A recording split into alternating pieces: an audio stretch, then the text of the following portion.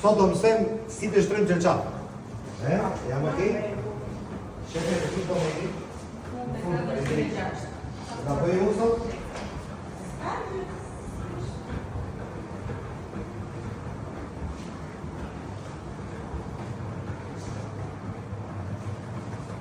Është shumë e rëndësishme që karelat nëpër dhoma, nëpër kafe, se tash nëpër dhoma, të qëndrojnë vetëm nga një anë.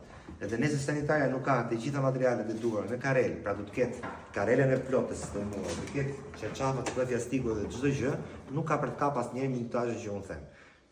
Kjo është gjëja më e rëndësishme ku bëm para përgatitjen, se po të shohim edhe në rastin konkret zonja i ka marrë të gjitha materialet, pra ka fshesën e korrentit, ka karelen, ka qerçaf, ka dhe listën që duhet kontrolloj, checkliste që duhet kontrolloj në fund të pastrimit, se si e ka bërë punën dhe e ka bërë gjitha.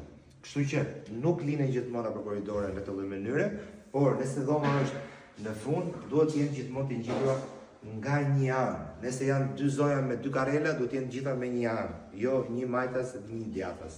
Klienti tiki vetëm drejt që mos bëj herë këthe dhe herë ande, okay?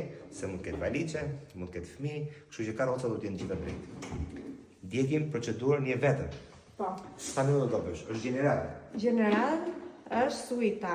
Është suite, Po. edhe je vetëm. Vetëm. Okej, do ta bësh gjithë vetë pastrimin general. Vetëm. Sa kohë do të marri? Pak a shumë minuta tani. Ta shohim kodin se Mund ta përcaktoj gjë, të po. trema di gjë, di. Por thjesht duhet katin çdo detaj që të jetë sa më perfekte. Bravo, më vjen mirë. E ndjekim? Po. Hajde.